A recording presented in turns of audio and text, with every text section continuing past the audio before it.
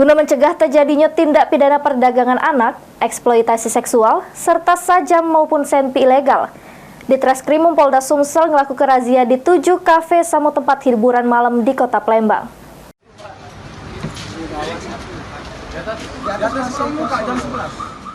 Razia ini dilakukan kepolisian dari tim gabungan Direktorat Reserse Kriminal Umum Polda Sumsel, mulai dari jam 9 malam sampai dengan jam 4 subuh dini hari pada malam Minggu kemarin.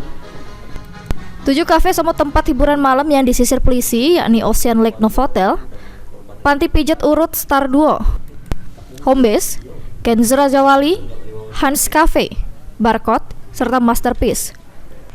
Polisi menyebutkan razia tersebut merupakan kegiatan rutin yang ditingkatkan untuk mencegah terjadinya tindak pidana eksploitasi seksual, perdagangan anak, senjata api ilegal, serta senjata tajam. Dari razia ini, polisi tidak menemukan pelanggaran dari penggeledahan terhadap pengunjung maupun pegawai kafe sama tempat hiburan malam. Tujuan dari operasi kami itu adalah melakukan pengecekan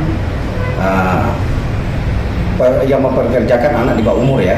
Sudah itu eksploitasi seksual sasarannya. Yang berikutnya itu pengunjung yang membawa senjata tajam, senjata api ilegal, dan benda-benda berbahaya lainnya.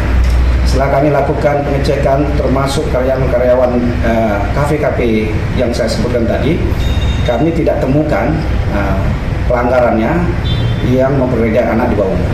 Sudah itu untuk pengunjung-pengunjung yang telah kami lakukan pemeriksaan juga, baik barang-barang yang dibawa di tas maupun di pinggang tidak ditemukan yang membawa senjata api, senjata tajam, dan benda berbahaya.